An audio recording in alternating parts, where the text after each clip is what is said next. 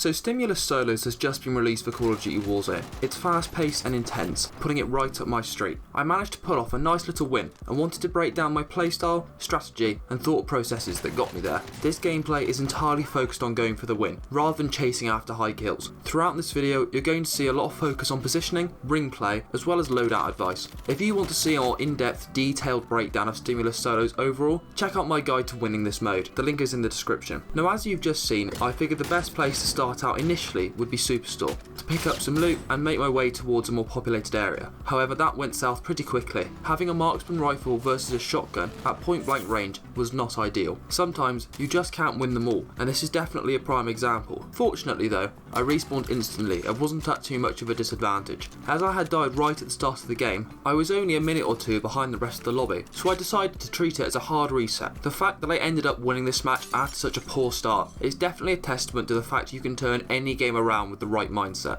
I reset by landing at farmland to grab some loot. It was nice and out of the way and offered a peaceful means of grabbing some weapons and much needed cash. I happened across a sniper and he offered up a nice easy kill. I can't stress enough how important it is to make the most of surprise attacks in this game. He didn't even get a chance to shoot back at me and I was far from well equipped. Plus, you should always stick to cover no matter how safe you feel. This guy was right out in the open with no means of protection, making him easy for any player to take down. Farmland isn't my ideal environment though, and I didn't want to stay there to fight, so I headed off towards lumber in order to go deeper into the ring, mainly to stay ahead of other players who were making their rotation later than me. I was still not in a position to confront most enemies, so recognised that staying out of sight was probably my best option, hence I stuck to the edges of the map as much as possible. Fortunately for me, a loadout drop happened to spawn right in front of me. I had little other choice other than to go for it, which turned out to be the right decision. Going for a loadout drop is always risky, but it's safer early game than late. I realistically had no other option, as wasn't well equipped with guns and didn't have any perks yet. There's nothing worse than being stuck without a loadout late game in Stimulus Solos. I would simply have died later if I didn't die going for the drop itself. Having Ghost is absolutely essential, as staying off enemy radars is critical to winning Warzone Solos. It just makes tracking and dealing with enemy players so much easier. They won't know you're coming and it allows you to preserve the crucial stealth advantage.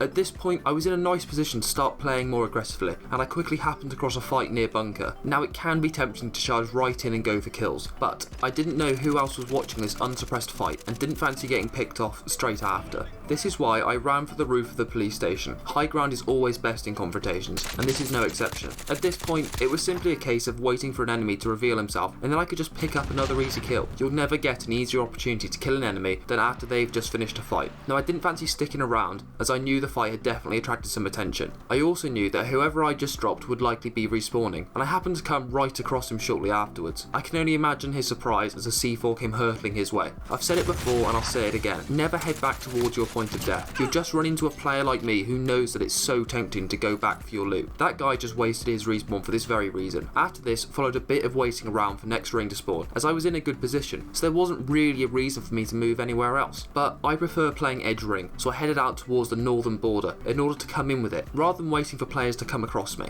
Throughout this gameplay, you've probably seen me, and will continue to see me, use the heartbeat sensor a lot, and I would absolutely swear by them. They're invaluable at close range, like here where they reveal a camper to me well before I came across him. At this point, it was just a case of me dealing with him before he sniped me out of some window whilst I'm out in the open. Now I planned on using C4 in this scenario, but I didn't have any, which wasn't ideal, but worked out alright in the end. Now again, you'll see that this guy simply couldn't resist coming back for his loot. I was in a great defensive position to wait out the ring, but also one where I could look out for this player respawning to see if he'd come back for his loot. Sure enough, he did. There's never a scenario where a pistol versus a fully equipped player ends well. I don't know why players insist on trying to come back for their loot, but they keep doing so despite all the odds against them. Unfortunately, after this fight and stepping on a bouncing Betty shortly after, I was out of plates. A quick trip to the buy station and terror after discovering an enemy nearby, I promptly ran away. At this point, I was horrendously exposed, low on health and on the low ground, so there was no point fighting for the sake of it. I'd absolutely say there's no harm in running away from a fight you just can't win. What followed was a process of chasing down the ring and trying to find an advantageous position ahead of time. I didn't want to get swept up in the hordes of players coming from from populated areas, so figured playing wide was my best option. This was definitely the right choice as it kept me out of harm's way, in a position where I could manage my engagements and consistently have a strong defendable position. This is what happened right up until the second to last ring, where a cluster of small outbuildings presented pretty much the only cover in ring. Now again, you'll see me use the heartbeat sensor constantly to figure out where an enemy is. If you ever needed more evidence that Ghost is essential in Warzone, then this is it. I knew exactly where this player was, and by preserving my stealth advantage, he represented an easy kill. Slow as it might be, this little building offered me the best protection within the ring, although you will see me charge into the end of another fight to pick up an easy kill. Again, this is because it's always easiest to drop an enemy when they're recovering from another fight. He wasn't expecting me, and I had to do very little to pick up a kill. It's risky to expose yourself for sure, but letting him heal up and come to me would only have made my life harder. It's often worth it to take the risk of dropping an enemy when you know you're going to have to fight another player soon after. Being sandwiched between multiple enemies wouldn't have ended well for me. The playable area was only shrinking, forcing the remaining players closer and closer together, so I knew this represented the best opportunity to get rid of one of my last remaining enemies. This was definitely the right decision, as the final player popped out right behind my little outpost just after. This mode is a delicate balance of aggression but also tactics. This game I played was committed to going for the win over getting kills, which is pretty evident in my playstyle. Sometimes it's just worth taking a more slow-paced approach to a match in order to come out on top. Make the most of your positioning to one-up enemies you have to deal with. Preserving stealth is always useful, and that's what let me pick up a lot of my kills. Throughout this game, you see me play smart and plan my movements, staying within the ring and making sure I'm in cover. A lot of the time, Stimulus Solos comes down to who has the optimal position. You don't have to go out and chase down high kills in order to win. Sometimes it's worth taking a step back and playing smart. You also don't have to be the best player on earth to succeed here. Provided that you stay one step ahead of your enemies, planning and controlling your engagements carefully, then you can still come out on top. Now I am not a faultless player, and I'm sure there's more I could have done in this game to improve my performance, but I want it to serve as an example of tactics being used regularly and sensibly in order to come out on top. Hopefully it'll provide you with some insight on how to improve your own performance and come out on top in Warzone Stimulus Solos.